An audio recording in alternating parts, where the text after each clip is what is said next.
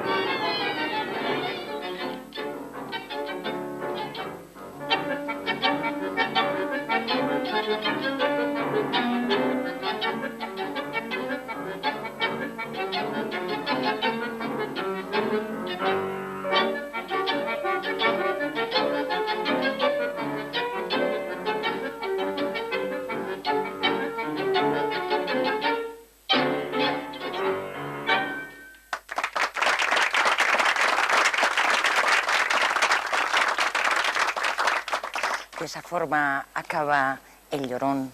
Aunque el tango es inacabable, como nos cuenta este libro, Carlos Gardel, Tango Inacabable, de Rafael Flores. Rafael, buenas noches. Olga, buenas noches.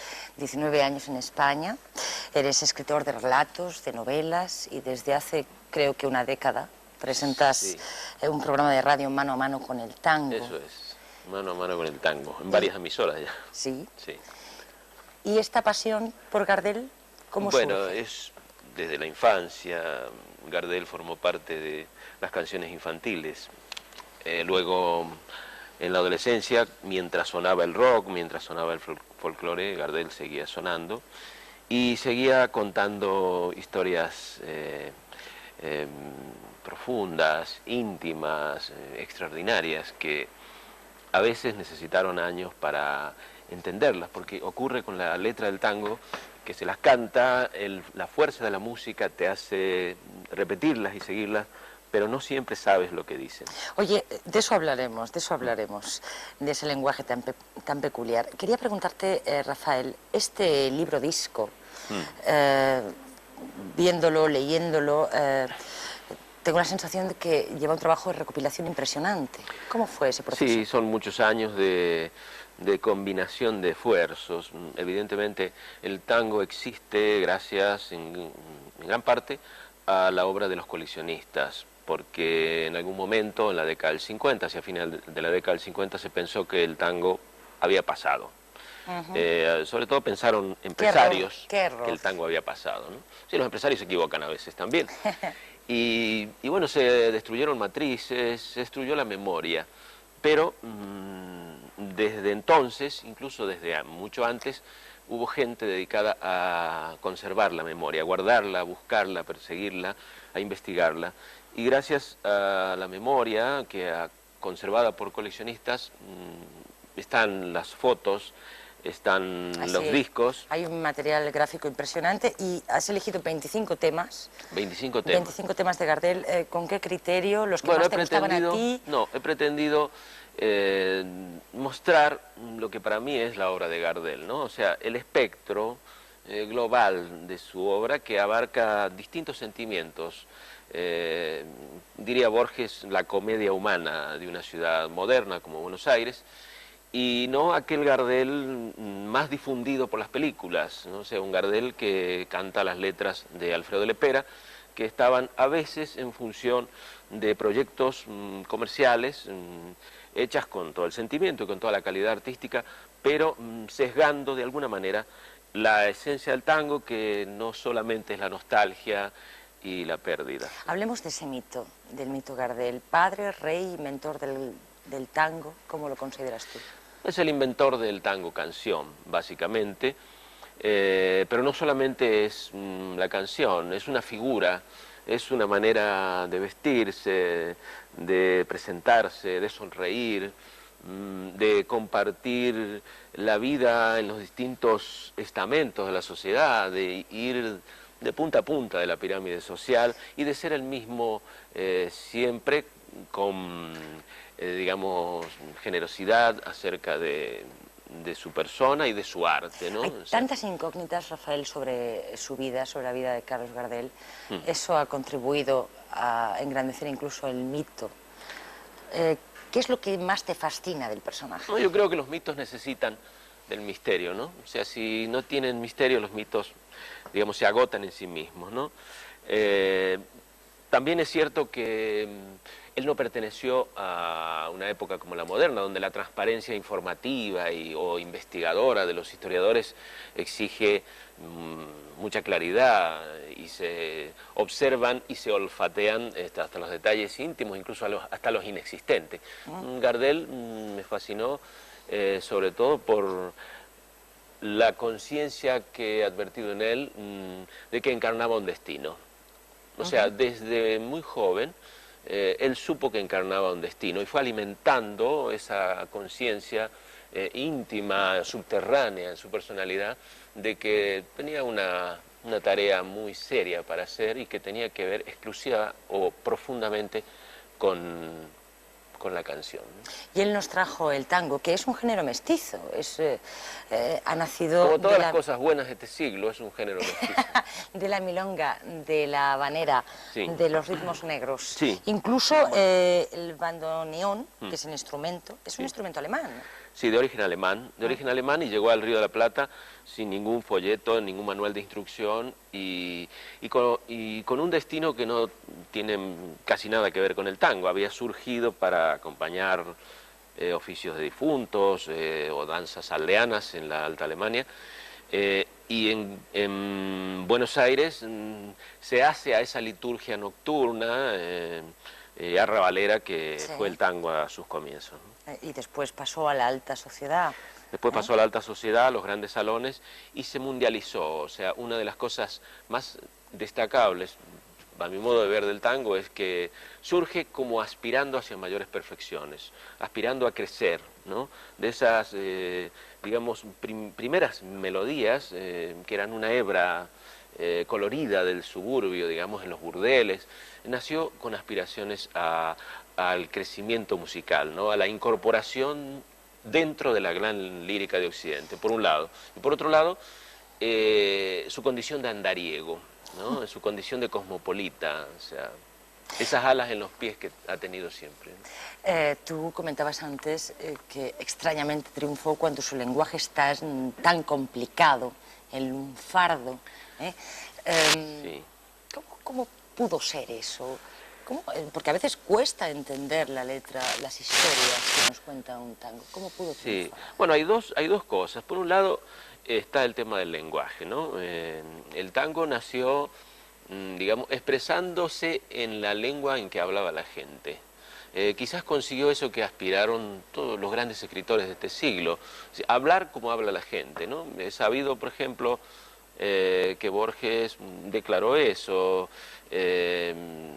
y si uno revisa los grandes autores de este siglo, después de recorrer escuelas, vanguardias, siempre han retornado a un lenguaje sencillo, a un lenguaje que, bueno, sea el que utiliza la gente, ¿no? El tango nació hablando, cantándose con el lenguaje que utiliza la gente. Por otro lado, narra historias sentimentales, trágicas, cómicas, y muchas veces pasamos de largo, no nos enteramos de todo el contenido que hay en esas historias, porque la música nos lleva. Al principio los tangos eran muy machistas, ¿eh?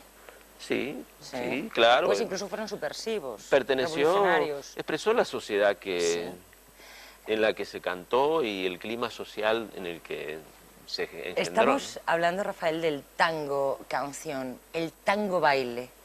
Trae la sensualidad. ¿Cómo se traduce eso?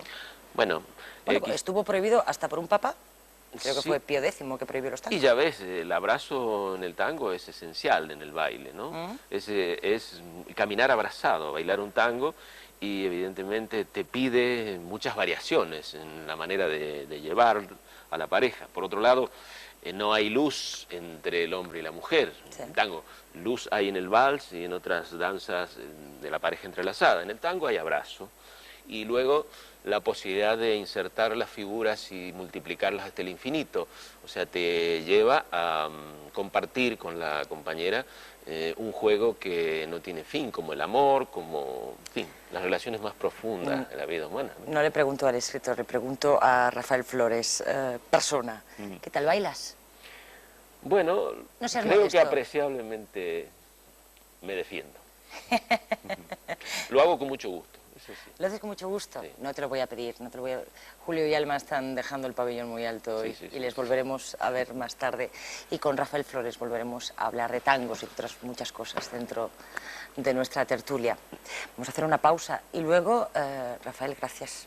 A ti, Olga. Les decía, y luego nos vamos de viaje.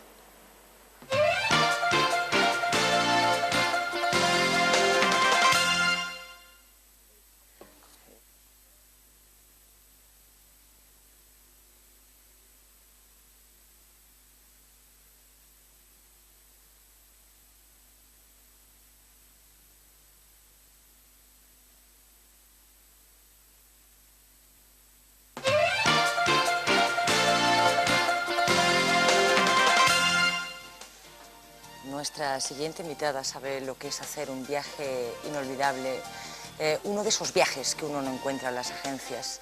El pasado verano, esta gran expedicionaria hizo un viaje en el tiempo y sin más se trasladó al Perú del siglo XVI. El pasado verano la expedición española Vilcabamba 97 viajó a Perú para localizar una mítica ciudad en la que se refugiaban los incas rebeldes que huían de los conquistadores españoles.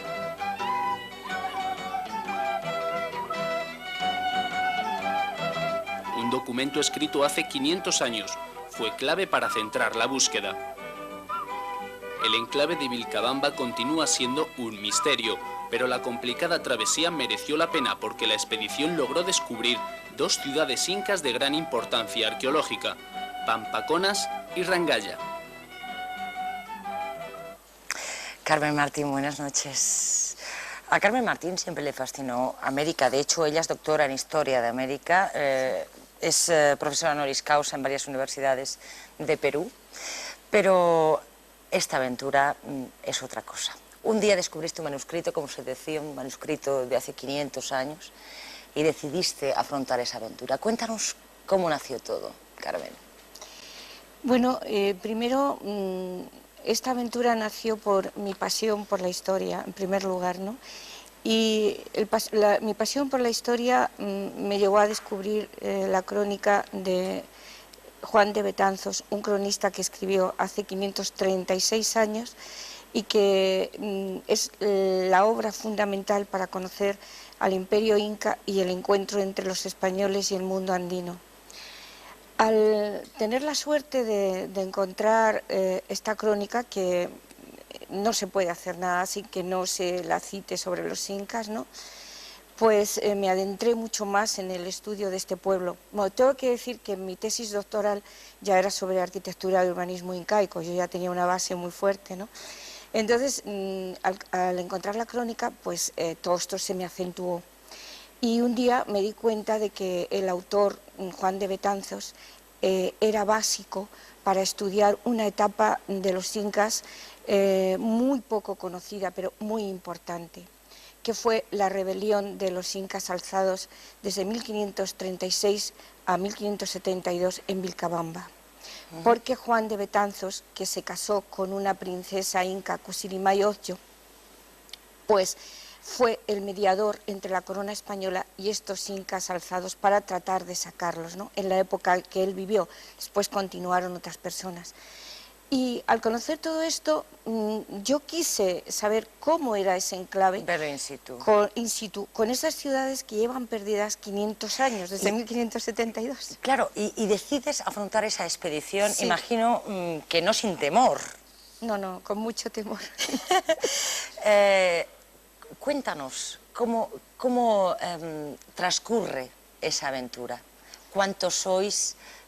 ¿Cuántos días tardáis en encontrar ese hallazgo? Pues la verdad es que fue una verdadera aventura, porque para una historiadora de archivo y bibliotecas como soy yo, meterse en plena selva, atravesando 5 o 6 montañas diarias, unas veces a pie, otras a caballo, sobre senderitos cuando había senderitos, de 30 centímetros. ¿De 30 centímetros? Sí, cuando había, porque a veces no había nada. Y sobre montañas de 5.000, 6.000 metros. Mira, lo estamos viendo, Carmen. Es terriblemente difícil, ¿no? Y más todavía cuando piensas que estás rodeada de bichos como serpientes, gorgonas que son venenosas, como toda clase de mosquitos y otros insectos, de todo, ¿no? Y que ni siquiera llevábamos suero antiofídico, por la sencilla razón de que pensábamos que lo íbamos a conseguir allá, y en Perú no había, más que en Machu Picchu, y cuando lo quisieron traer ya habíamos... O sea que a cuerpo gentil. A cuerpo y a gentil. los 12 días encontráis el asentamiento de Pampaconas. ¿Qué sensación tuviste? Bueno, pues desde luego es algo inexplicable, porque es lo que yo había estudiado durante mucho tiempo en documentos muy antiguos del siglo XVI, hacerlo realidad, ¿no? ¿Y qué era? Bueno, pues Pampacona es una ciudad típica de los incas, con muros, pircas, o sea, es una arquitectura, digamos, popular, en la que las piedras están enlazadas unas con otras sin argamasa, y claro, está todo muy destruido, pero quedan 2 estructuras muy grandes, hechas una pena, porque la gente campesina de la zona no valora lo que tienen, y 2 de ellas las han convertido en apriscos para el ganado. Y luego hay los cimientos de toda la ciudad y sobre todo morteros. Los incas, al construir sus ciudades, se autoabastecían, y principalmente en base al maíz. Entonces los morteros para ellos eran fundamentales. Y había 2 morteros a diferentes niveles, como los de Machu Picchu, ¿no? ¿Sí? O sea, que nos están hablando de ciudades importantes que han albergado gran cantidad de gente. Perdona, Carmen, y poco después Rangalla. Sí. ¿Cuál de los 2 asentamientos es más importante de cara a la investigación? Los 2 son muy importantes, porque Pampacona, aparte de la historia inca del periodo en que se rebelaron, es importante también porque las tropas españolas, cuando al mando del virrey Toledo conquistan esta zona, justamente en Pampacona es donde se sitúa la base logística y se concentra el ejército. Sin embargo, Rangalla es importante porque uno de los incas sublevados, Tito Cusi Yupanqui, hizo una gran ciudad, ¿no? De ella. Concentró también a mucha gente, la convirtió en un gran bastión de la selva que domina todo el valle, todo el enclave. Es algo impresionante de ver. ¿Sabes ¿no? lo que sorprende, Carmen? Que un enclave de 4 kilómetros fuera invisible durante tanto tiempo. ¿Cómo es posible? Mira, tiene una ¿Qué explicación. te dijeron en Perú cuando contasteis lo que habíais encontrado? Se quedaron muy asombrados, ¿no? Porque mucha gente, desde finales del siglo pasado, han estado intentando encontrar Vilcabamba, que es la capital, ¿Sí? y estas ciudades. Pero no sé por qué las situaban en las zonas bajas, en los valles, cuando los incas nunca han construido en zonas bajas, siempre en altas, ¿no? Tenía que ser una historiadora especializada en arquitectura y urbanismo la que dijera, no podemos ir por las zonas bajas, sino por las altas, ¿no? Subir a 5 y 6.000 metros, que es donde está lo difícil, Claro. y por eso la gente no había ido nunca, ¿no? Sospecho que el hallazgo de estos 2 asentamientos habrá aportado muchos datos sobre cómo vivían. Se han podido sacar conclusiones, nuevos datos sobre cómo vivían los incas? Mira, esto es lo que nosotros vamos a hacer en este año cuando vayamos. ¿Vuelves? Sí, creemos que nos vamos en julio si el niño nos deja, ¿no? El fenómeno del niño, el fenómeno que del está niño. azotando de una forma tremenda. Pero... Claro. Entonces nosotros en esta segunda fase lo que queremos es seguir recorriendo toda la zona, que no hemos podido hacer más que la mitad del camino, nos queda la otra mitad. La hemos recorrido pero un poco deprisa, no hemos ido a alturas en las que seguramente vamos a encontrar a la capital de Vilcabamba, ¿no? Como te decía, en esta fase, aparte de recorrer la zona y ubicar la Vilcabamba real, uno de nuestros cometidos va a ser estudiar arqueológicamente justamente estas ciudades, ¿no? Cuando las estudiemos, sobre todo cuando encontremos el cementerio, es donde vamos a poder hablar de qué ha ocurrido allí y cómo han vivido estas personas. Para eso necesitaréis estar bastantes días allí, supongo. Sí, estamos calculando 1 mes y medio. Y es muy poco también. Es poco, supongo. Sí. Dadas las ansias de investigación que lleváis. Sí. Hay muchas lagunas, Carmen, sobre el encuentro entre los incas y los españoles. ¿Qué se sabe de aquel encuentro, de aquel primer contacto con los conquistadores? Pues la verdad es que leyendo a Betanzos aclara muchísimas cosas, ¿no? Porque es muy divertido el pasaje en que ambos se van espiando mutuamente, ¿no? ¿Ah, sí? Sí, lo cuenta muy bien el cronista. Manda espías y estos espías vuelven a la corte de Atahualpa, que era el inca que estaba en Cajamarca tomando baños y luego es capturado por las tropas españolas. Pero antes de que suceda esto, el inca manda espías y estos espías pues se enteran de cómo son los españoles, porque en un principio piensan que son viracochas, o sea, dioses. Ellos tuvieron un dios viracocha que se fue por el mar, que viracocha significa espuma de mar, y este dios es diferente a todos los restantes que ellos tenían, ¿no? Se simboliza como a un ser blanco, barbado y con una túnica. De ahí que al llegar los españoles, como eran blancos y barbados, pensaron que eran viracochas. Y sobre todo, al ir estos españoles sobre caballos, pensaron que el caballo formaba parte de esas personas que estaban allí, esos dioses, ¿no? Y todavía les impresionó muchísimo más. De ahí que el inca mandase a sus espías. Claro, los espías se dieron cuenta enseguida de que no eran la misma, no eran un conjunto el caballo y el conquistador, sino que se bajaban del caballo y que estos dioses comían, bebían, se peleaban entre sí. Esto es muy divertido como se lo van contando al inca, ¿no? Y cómo Pizarro también manda a hombres suyos para que le dijeran cuál era el comportamiento del inca y cómo iba a reaccionar ante ellos, ¿no? Es muy bonito, ¿no? Me has hecho recordar cuando decías que ellos creían que eran dioses que nacían de la espuma de mar. En la mitología de entonces. Fíjate, Afrodita también nació. Sí, efectivamente. Una mitología tan lejana nació de la espuma de mar. Qué coincidencias en los pueblos, ¿no? Qué coincidencia. Efectivamente. Fascinante. Carmen, no os olvidéis el suero esta vez en la próxima aventura. No, lo vamos a llevar desde España.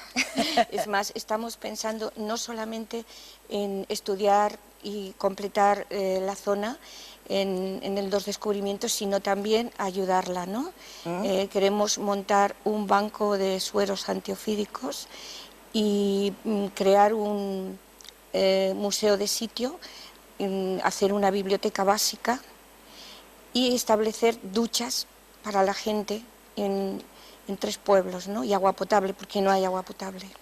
Carmen, seguiremos hablando de esas aventuras en nuestro tiempo de tertulia. Nosotros te agradecemos mucho que hoy nos cuentes estas maravillosas historias de nuestra realidad común. Vamos a hacer un alto en la publicidad y luego vamos a conversar y a escuchar a una de las sensaciones del panorama musical. musical español. Hasta ahora mismo.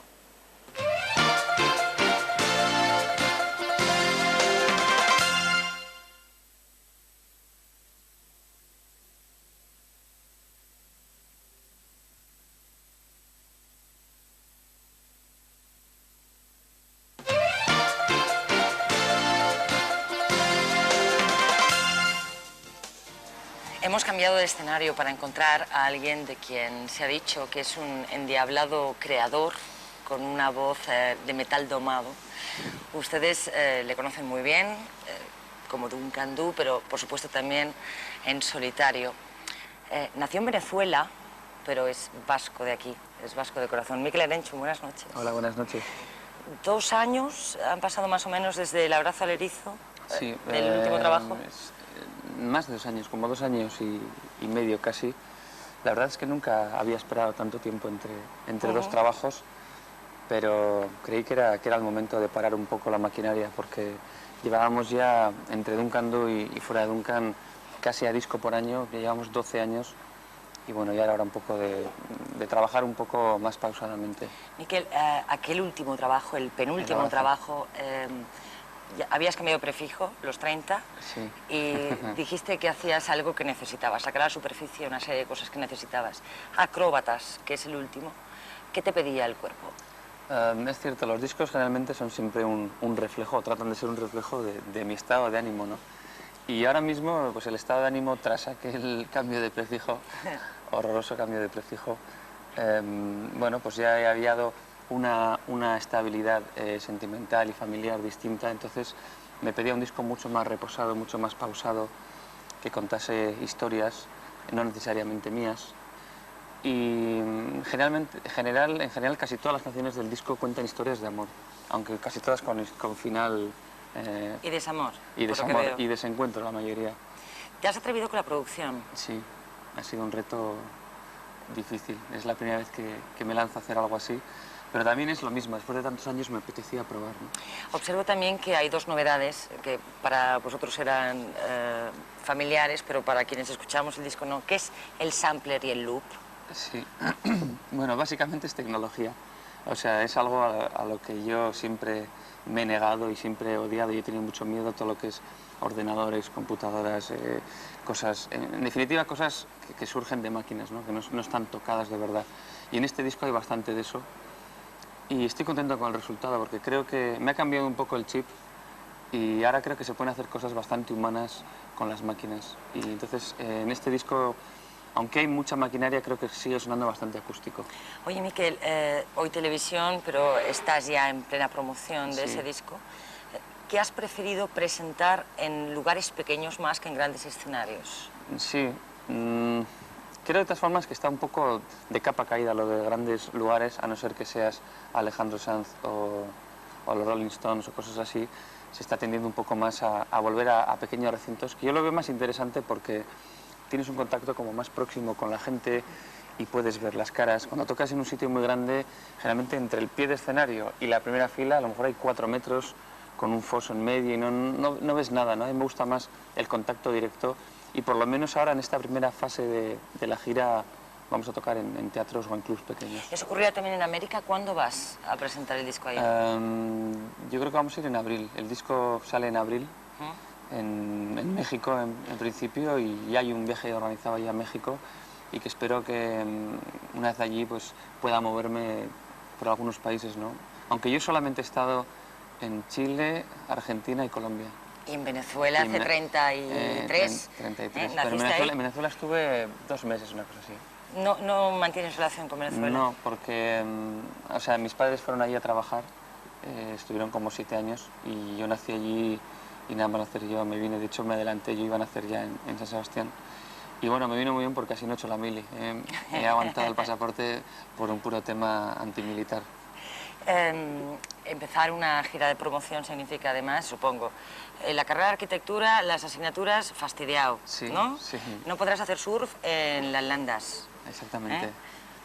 Bueno, Duro, ¿eh? Es duro porque a mí me gusta hacer muchas cosas y la verdad es que la vida es como muy corta, ¿no? Y los días tienen muy pocas horas y las horas muy pocos minutos y no doy abasto. Me gustaría hacer muchas más cosas de las que puedo. Entonces ahora mismo no puedo hacer más que esto, más que promocionar y presentar el disco y desgraciadamente no puedo hacer surf, que es mi gran pasión. A duras penas puedo ir a ver a la Real Sociedad, el equipo de mi ciudad. El de sus amores. El de mis amores. Y la arquitectura, pues bueno, eso sí, poco a poco, el poco tiempo que tengo ahora lo estoy sacrificando en esto porque me queda una asignatura, me queda el proyecto fin de carrera y yo confío dentro de 2 meses o 3 voy a tocar madera, seré arquitecto. No hay madera en todo el Aquí plató. mismo, Miquel, aquí y mismo. aquí. Oye, una de las cosas que te gustan, que amas, es el cine. Sí. Además, yo diría que cada una de tus canciones es una pequeña versión, es una pequeña Sí, historia, ¿no? hay mucho cine en mi música. Es una especie de pequeña frustración el cine, porque ahí me hubiese encantado trabajar. Has trabajado Sí, como actor sí. hace 8 años. Y además lo más sorprendente es que a alguien le ofrezcan, era Anónimo, una película que Sí. se llama Anónimo, le ofrecieron el papel de protagonista y dijo, no, gracias, no estoy preparado. Es cierto. Es que no estoy preparado y entonces acepté un papel muy pequeñito, pero me lo pasé muy bien. Además escribí 2 canciones para la película y desde entonces no hago más que decir que quiero hacer cine, pero nadie me llama, así que lo debía hacer muy mal. Pero no creo. Yo no sé si como actor, pero su música gustó a Madonna, Es cierto, es cierto. Hay una canción de Duncan Du en Dick Tracy, en Dick Tracy. que se llama Herida de miel. Y es mentira lo que te he dicho antes, porque he tenido 2 ofertas, al menos 2, Ah, ah. 2 películas, además una con Miguel Bosé, que es mi personaje favorito, y me hubiese encantado hacer esa película, llamada Enciende mi pasión, y no pude hacerla porque estaba de gira, lo de siempre, el cine te exige muchísimo tiempo y no he podido, y bueno, no renuncio a en el futuro poder hacer algo. Pero de momento Acróbatas, De momento, que Acróbatas. es ese tercer trabajo. Acróbatas, el nombre no tiene nada que ver, intuyo, con el con el circo, ni historias de no, estas, además el circo no me gusta. Mira, pues compartimos. Pero ese nombre, ¿por qué? Bueno, ¿Porque no das Acróbatas- saltos por la vida, tal vez? Tiene un poco de eso, de los saltos que hay que hacer, o las acrobacias que hay que hacer para seguir grabando discos y estando un poco vivo en la vida, en este mundo. Y luego, sobre todo, hace referencia a los personajes de estas historias de amor y desencuentro que hay en el disco, porque viven un poco en la cuerda floja, ¿no? Yo creo que en esta vida, si quieres disfrutarla y quieres pasártelo bien, tienes que apostar fuerte, y cuando apuestas fuerte siempre arriesgas. El cine esperará, Duncan Du está en stand-by, como él dice, Exactamente. una prudente congelación, toca Acróbatas. Escuchemos algo. ¿Qué nos vas a interpretar ahora? Bueno, vamos a cantar lo que es el primer sencillo del álbum, Ajá. que se llama ¿Quién se acuerda de ti? Y yo creo que es la canción más duncanduniana del disco, pero bueno, ha sido una coincidencia. Lo escuchamos, Lo escuchamos. y le damos o no la razón. Miquel. Venga, Alba. Gracias. Hasta ahora. Hasta pronto.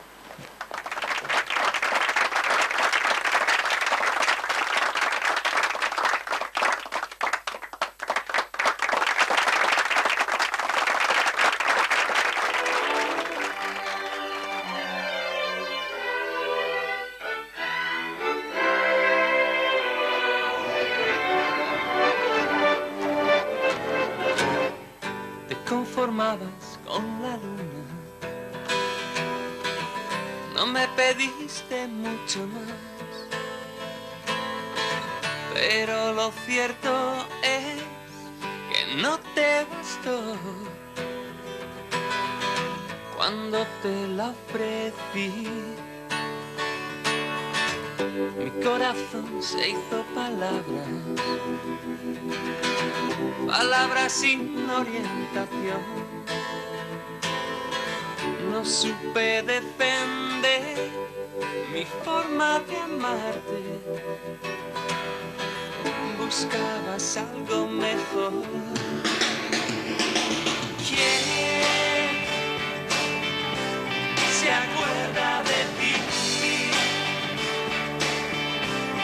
Ahora que el suelo se derrumba bajo tus pies.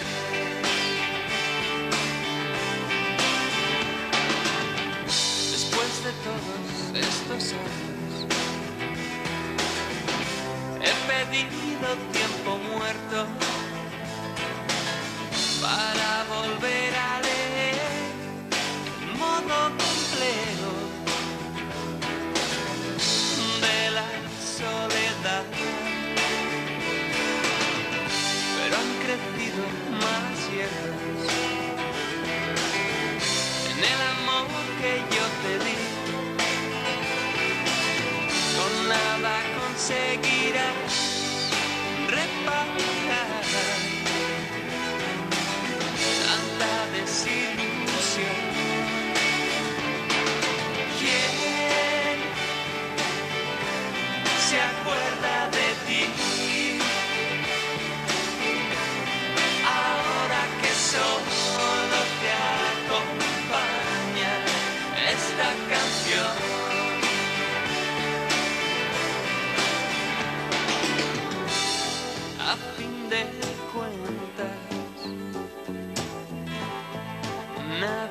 sabe cómo te amé, con que sí supe perderte. ¿Quién se acuerda de ti ahora que solo te acompaña esta canción? ¿Quién se acuerda de ti ahora que el suelo se derrumba bajo tus pies?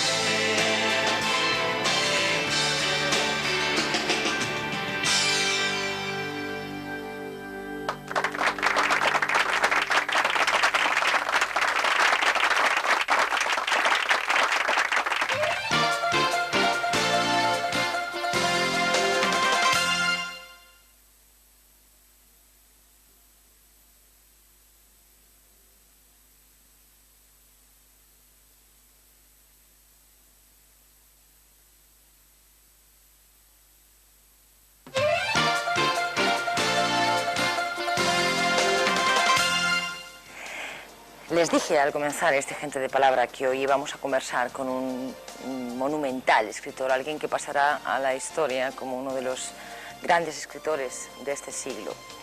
Esta podría ser su resumidísima carta de presentación. Narrador, ensayista, autor de memorias y columnista, Francisco Umbral lleva más de 3 décadas unido a la literatura de forma incansable. Calificado como escritor sin género, Umbral destaca por dar rienda suelta a su pluma ágil, irónica y también crítica.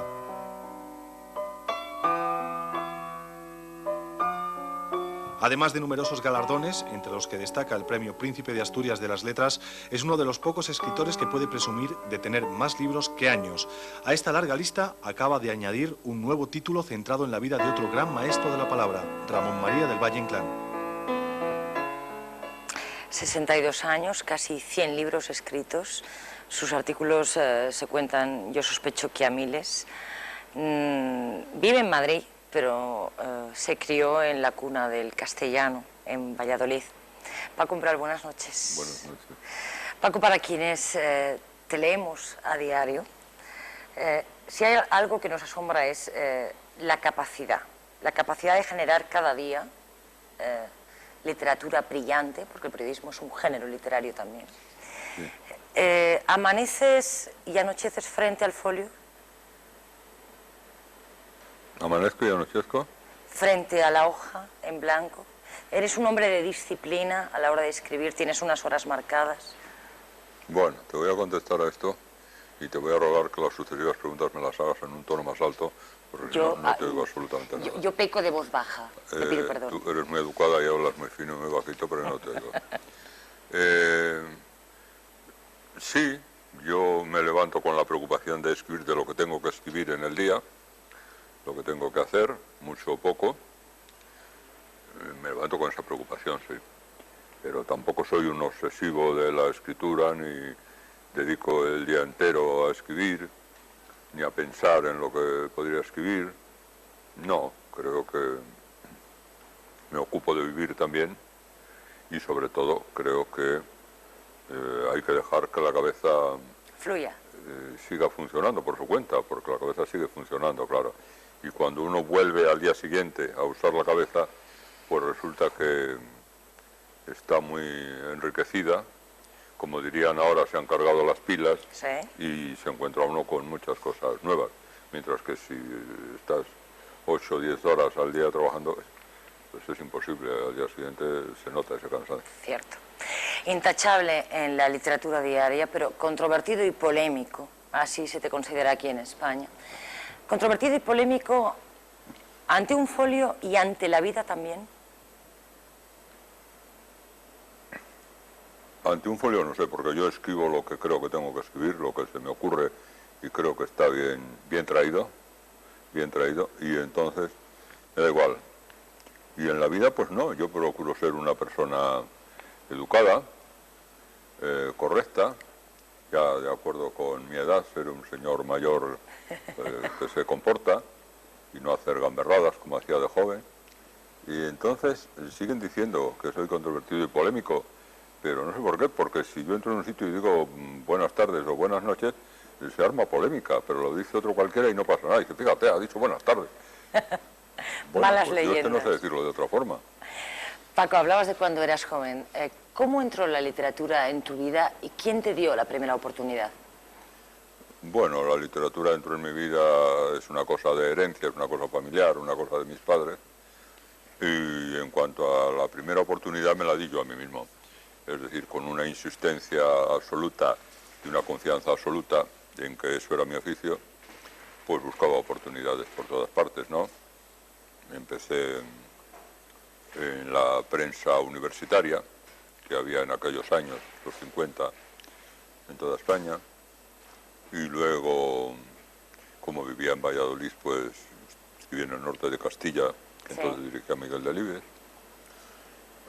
Y luego ya pues me cansé de todo aquello y me vine a Madrid para escribir en serio. Solía ocurrir en la época de la posguerra en este país, cerca de los años 50, que había gente que se decía escritor y que por la mañana trabajaba de funcionario. Paco Umbral siempre dijo que un escritor solo puede dedicarse a la tarea de escribir. ¿Tú concibes la vida sin la literatura? No, no, en absoluto. La vida es muy aburrida, muy tonta, muy monótona, la gente es aburridísima, es insoportable. Yo he llegado a un punto en el que ya solo puedo hablar con escritores, son los únicos que me entienden. Con la gente no puedo hablar, ni me interesa lo que dicen, creo que yo tampoco les intereso a ellos. Eso lo dudo. ¿Perdón? Eso lo dudo, que no les intereses a ellos. No, no les interesa nada, porque no les hablo de lo que les gusta. Solo puedo hablar con escritores.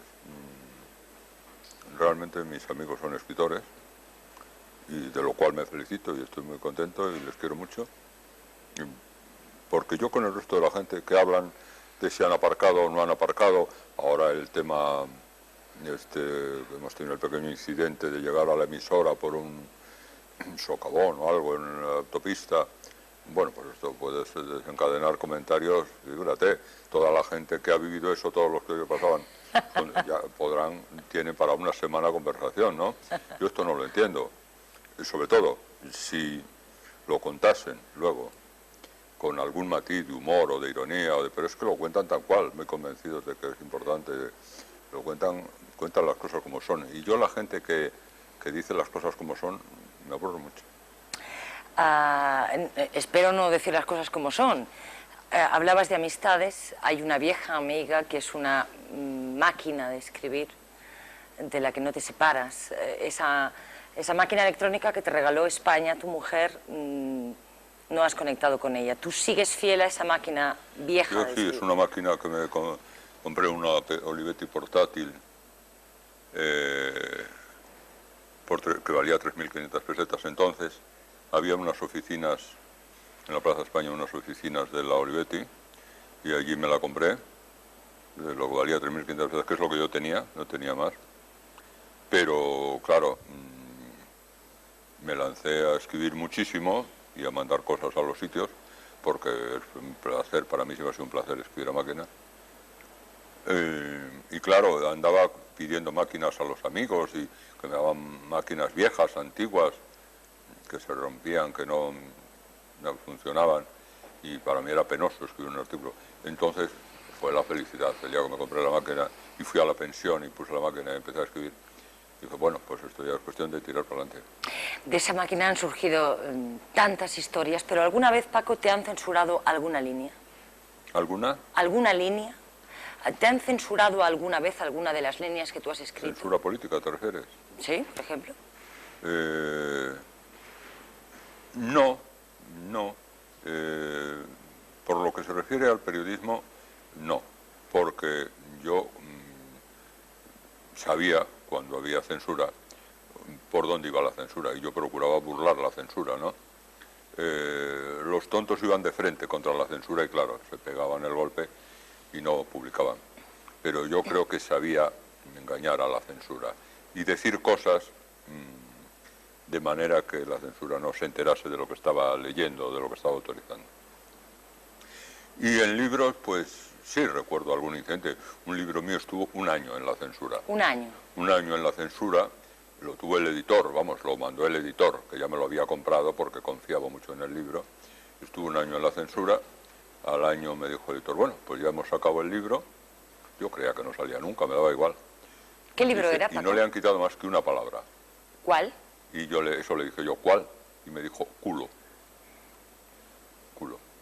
Es lo único que le han quitado. Y bueno, y salió y todavía se sigue editando. Y lleva desde el año 70 o así, casi 30 años funcionando.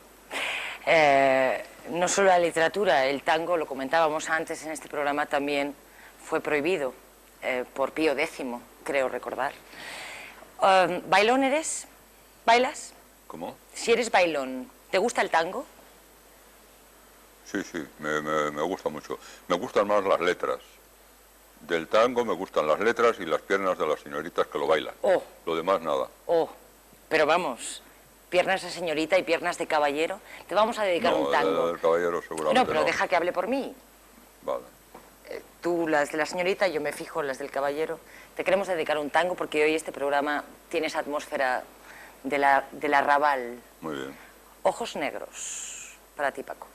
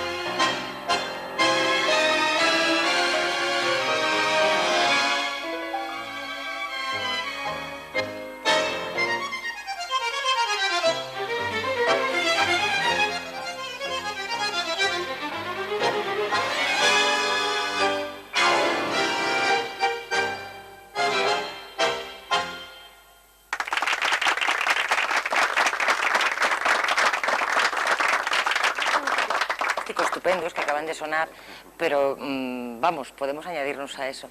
Fíjate, Paco, Carlos Gardel, a quienes no habíamos estado jamás, nos explicó cómo era Buenos Aires. Sí. Paco Umbral nos describió un Madrid. Él recogió una herencia de aquellas tertulias de Julio Camba, de Gómez de la Serna, de Gonzalo Ruano. Recogiste un poco aquella herencia de explicar a través de las pequeñas cosas las grandes cosas. Sí. Lamentablemente, eso murió en nuestra sociedad. Es decir, cuando uno leía aquellos artículos de Julio Camba, incluso los tuyos, cuando los describías aquel Café Gijón, yo recuerdo, ese es un género que murió, no podría sobrevivir. ¿Cuál, la tertulia? La tertulia, la descripción de un sombrero en un café, las pequeñas cosas, ¿han perdido valor? Bueno, ocurre que en el colunismo pues estamos bastante abrumados por la política, ¿no? Sí. y casi todos los días hay alguna noticia política interesante o importante o misteriosa que hay que comentar. Pero a mí nadie me impide, y supongo que a otros columnistas les ocurre igual, nadie me impide hacer un artículo ahora sobre la llegada de la primavera o sobre una señorita que pasa o sobre un pie que me duele porque me dio un golpe. ¿Estás mejor? No, en absoluto, nadie me lo impide y generalmente esas columnas son las que tienen más éxito entre los lectores. Pero claro, si uno hace esto todos los días, pues le llaman escapista y no sé qué, hay que mojarse y hay que meterse en el asunto político. Pero está muy claro que el lector y el público en general está un poco estragado en España de política, vida política, y agradece mucho un periodismo y una literatura que se ocupe de la vida en general, de todo lo demás que no es política, ¿no? En la vida humana, que son muchísimas cosas y mierdas. Valle Inclán, Los botines blancos de Piqué. ¿Era una necesidad escribir esto? Sí, para mí era una necesidad porque es uno de los Valle es uno de los escritores que primero descubrí muy pronto, me lo dio a leer mi madre siendo muy pequeño, y me ha fascinado toda la vida. Es un señor al que he robado mucho, del que he robado mucho, al que he plagiado mucho. Y con el que te han comparado mucho. Ya, pero eso ya no, yo creo que no tengo nada que ver con Valle, no hay, esa comparación es fácil, es periodística, pero no es verdad. Pero en la escritura sí, yo he leído a Valle siempre a temporadas, siempre vuelvo a leer algo de Valle Inclán, ¿no? Y yo tenía conmigo mismo la deuda de hacer un libro sobre Valle Inclán, como lo he hecho sobre otros escritores que me interesaban, García Lorca o Larra en el 19, Ramón Gómez de la Serna, González Ruano, que antes has citado, etcétera. Tenía esa especie de deuda y de pronto dije el año pasado, bueno, yo ya soy viejo y tengo que hacer el libro de Valle Inclán porque no lo voy a hacer nunca, ¿no? Y entonces dediqué todo el año... Todo el año. 97, a escribir este libro y a explorar en profundidad a Valle. Y bueno, a los que entienden de esto, de verdad, que son pocos, les ha interesado mucho el libro. Valle veía la vida desde dos espejos, el callejón del gato, que él llamaba. Sí. ¿En qué dos espejos la ves tú? Bueno, esto es una cosa que no dice Valle, que dice un personaje suyo, más estrella en Luces de Bohemia, que a través de los espejos cóncavos y convexos se obtiene el esperpento, su invento. Pero también dice que el esperpento viene de Goya.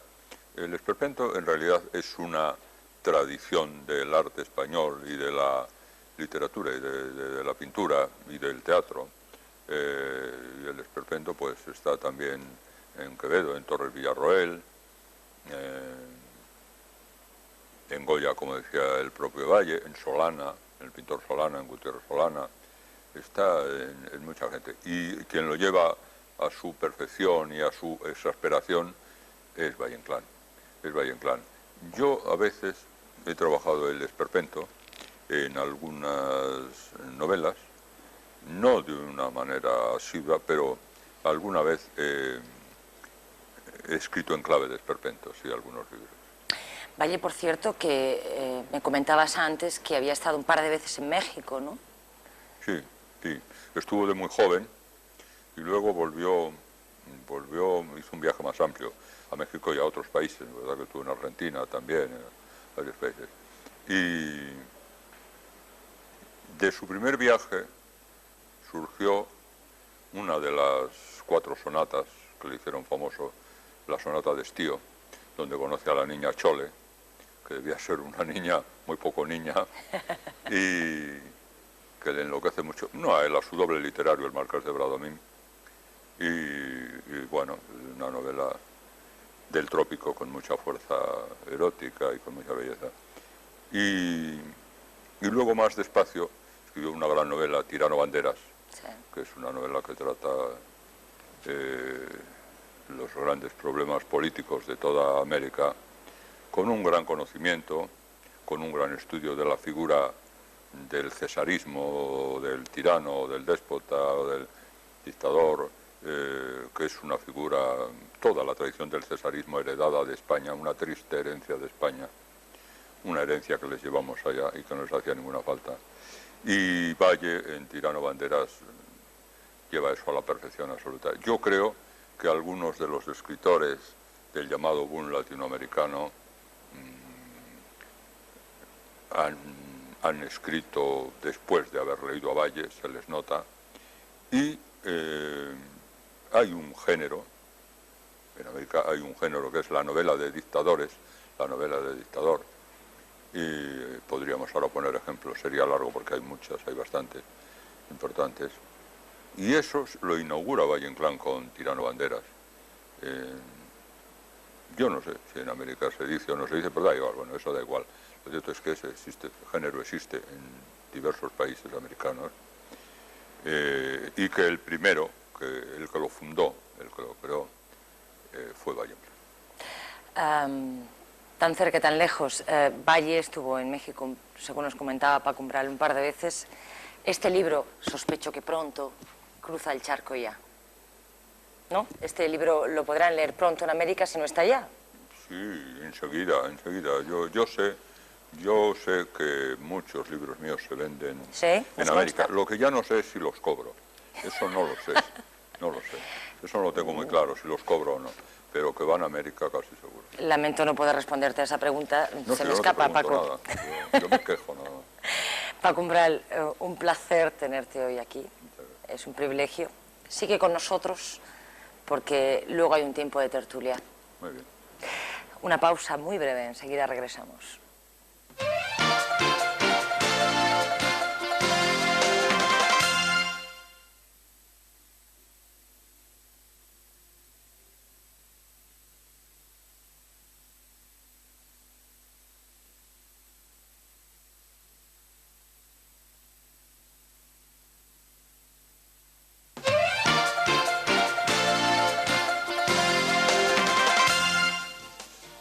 Ya les dije que hoy, además del tango, suenan melodías muy distintas en Gente de Palabra. Y vamos a volver a escuchar a un referente del pop español, a Mikel Erenchun. Fíjense en la letra, porque va a ser un referente para nuestra tertulia. Mikel Erenchun nos interpreta A pleno sol.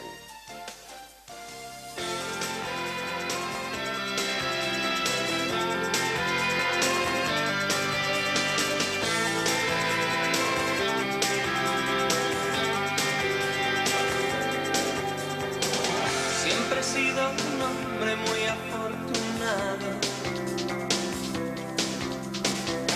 pero nunca lo he sabido apreciar.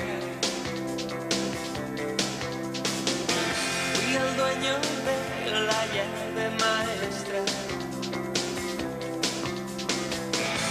de todas las puertas de tu corazón. Aprendí a leer tus páginas en blanco y aprendí a entenderte sin hablar. Pero los espejismos se desvanecen si solo se tocan por curiosidad. Deja que te quiera sin reservas, deja que te quiera otra vez, a pleno sol, sin nada que temer.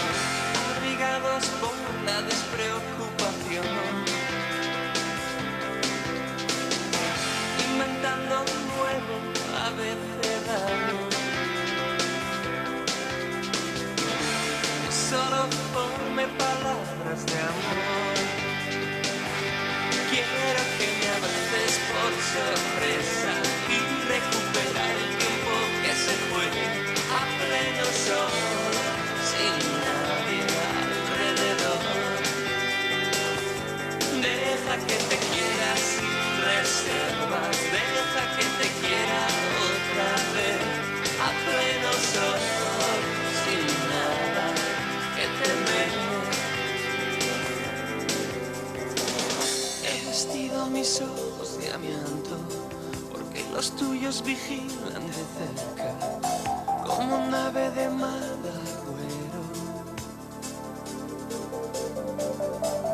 Solo muerto de amor una vez, pero aún me queda otra muerte pagada, emboscada.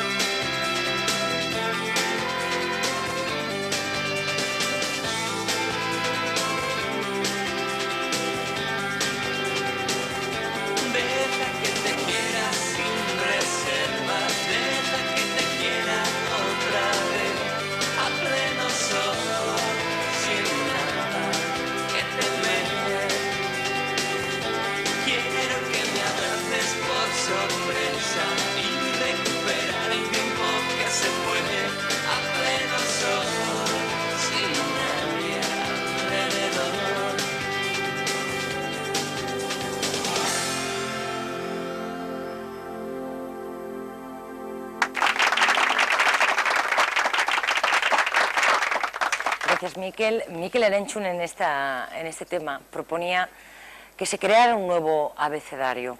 Eso a lo mejor nos da pie a este inicio de tertulia, donde nos volvemos a reencontrar con Carmen, con Paco Umbral, con Rafael Flores.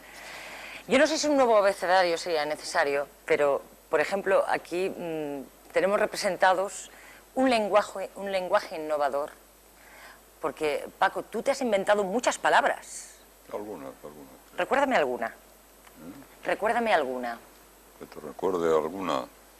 Pues mira, hay una palabra, tardofranquismo, que la inventé yo y la escribí por primera vez, y ahora todo tratadista político habla del tardofranquismo con toda naturalidad, como si fuese una palabra del diccionario, que no es verdad, o fuese una palabra suya, propia.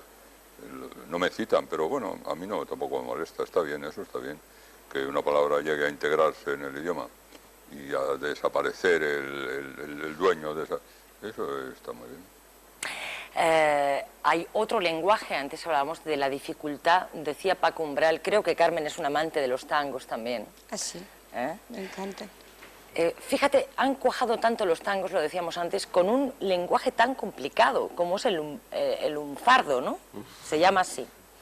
Bueno, sí, está salpicado del lunfardo el tango, pero en general hay muy pocos tangos escritos en su totalidad en lunfardo, que por otra parte no es un idioma, no es un lenguaje, es un repertorio de voces, una jerga que, digamos, utiliza la sintaxis castellana, ¿no? ¿Sabes que me recuerda mucho, y de eso Paco Umbral sabe, al cheli?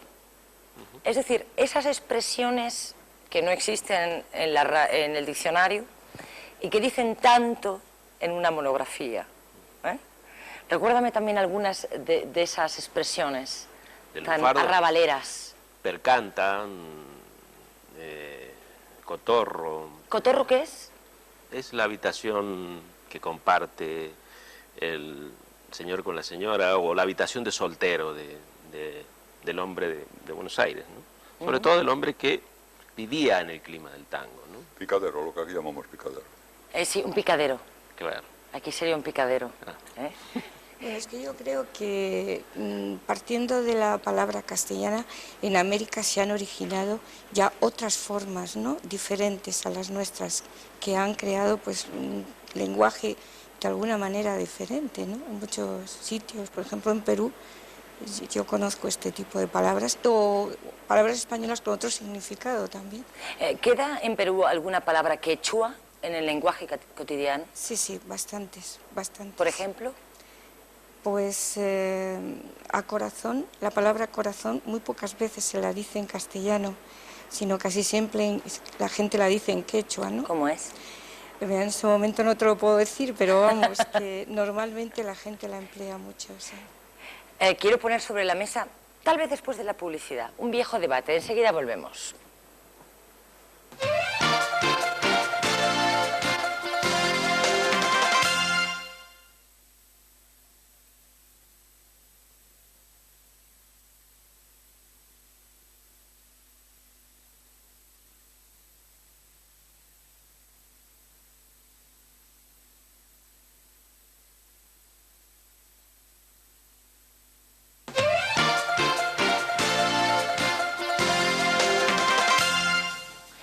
Interrumpimos esta tertulia cuando estábamos hablando sobre el lenguaje y yo decía que quería poner sobre la mesa un viejo debate que supongo que tendrá una verdad única, pero a lo largo de otras tertulias en este programa hemos entrado en confusión. ¿Español o castellano? Ya que estamos hablando de un idioma común. ¿Cuál es la...? Bueno, castellano es el español que se habla en Castilla y español pues es todo el resto del español que se habla en España y por el mundo. Rigurosamente, castellano debe ser solo el español de Castilla. ¿Qué decís en Argentina? Se dice en general castellano. ¿Y en Perú? Por tradición, ¿no? También castellano. Yo creo que, por ejemplo, García Márquez es evidente que escribe en español, si no, no le entenderíamos, pero no se puede decir que escriba en castellano, en Cierto. absoluto. Bueno, el castellano sería un concepto más restringido, quizá más puro, y el castellano un concepto más universal, ¿no? Yo estoy de acuerdo con Paco. Ah. Yo estoy de acuerdo. Y al otro lado del charco, ¿qué país juega mejor con el español? Tienen fama los colombianos, ¿no? Por lo menos ellos Sí, presumen La dicción. de que siempre tienen se- la mejor dicción. Sí, Sí. Peruanos también. Sí. Peruano también, pero todavía los colombianos más. Tenían fama en Argentina. Colombia, desde luego, es mucho más. En Argentina lo que hay es incorporación de voces de inmigrantes que llegaron, ¿no? Del portugués, del italiano sobre todo, ¿no? Entonces, incluso hay una academia del lunfardo en Buenos Aires, cuyo frontispicio pone el pueblo agranda el idioma, o sea, está dedicada a incorporar, a trabajar, a fomentar la incorporación a la lengua escrita de Sin esas embargo, voces. el escritor de español más puro lo ha dado a Argentina, ¿no? Lo ha dado a Argentina, que es Borges. Lo has mencionado un par de veces Claro. en la entrevista. Pocos escritores españoles igualan a Borges en la pureza de su español. ¿Y qué tal hablamos el castellano los españoles? Yo creo que bastante bien. En la calle y en casa y En la con la calle. gente, en la vida particular, bastante bien. Donde se habla muy mal es en la televisión y a veces en los periódicos. Me voy. Y a veces en los periódicos. En la televisión muy mal, en la radio, a veces en los periódicos menos. Pero la gente en la calle habla bien. Incluso crea cosas. El Shelley que tú citabas antes, hay una creación verbal constante en la calle. Precisamente, paradójicamente, es en los medios donde se habla muy mal. Lo siento, por la parte que me toca. Fíjate que hoy estamos hablando de tangos, hemos hablado de esperpento, que tienen algo en común, el desgarro de la realidad. El desgarro de la realidad. Sí, tal vez muchos tangos muchas letras de tango están hechas por poetas que han leído intensa y densamente a Valle Inclán, y el esperpento ha alimentado la letrística del tango, sobre todo a partir de la década del 20, ¿no? Yo decía antes, el tango nació machista, luego fue revolucionario y subversivo. Yo recuerdo una frase de un tango que dice: la única forma de no gastar los zapatos es de vivir de rodillas. Cosas tremendas he contado. ¿Qué me van a hablar de amor? Se llama así. Justamente. Aprendí que en esta vida se cuidan los zapatos andando de rodillas. Pero no, yo no creo que haya en eso una intención revolucionaria stricto sensu, ¿no? Es una intención rebelde y en general expresa contestaciones personales de individuos que se plantan ante el mundo y a veces, bueno, comentan lo que pasa a un ámbito social, ¿no? Pero en general el tango es una cosa subjetiva y personal, ¿no? Es cierto. Yo no conocía eso del tango revolucionario o político subversivo, no lo conocía. Me gustan mucho los tangos, pero creí que el tango siempre era un problema amoroso, terrible, ¿no? Pero el tango es muy curioso, me gustará conocerlo, porque no había oído hablar nunca de eso. Hay muchas letras que darían para un gran debate. ¿Eh? Tú las conoces bien. Porque seguramente irá evolucionando, ¿no? Claro, Como todo. claro, nació, insisto. Claro. No, expresa climas sociales, Sí, siempre, ¿no? claro. Pero son dramas, en general, dramas individuales. ¿Y este es el rey, es un drama? No, porque no tiene letra. No, este es un tango que le dedicaron a Juan D'Arienzo, que es llamado El Rey del Compás, que en el año 35 fundó una orquesta y volvió la gente que estaba yéndose al Charleston y a otros ritmos americanos hacia las pistas de tango, ¿no? Por eso es el rey del tango. Es que este es el rey, es el tango que va a cerrar. El baile de Julio y de Alma van a cerrar este programa, no sin antes. Carmen, feliz viaje. Gracias. A Perú Ojalá de nuevo. que lo podamos hacer.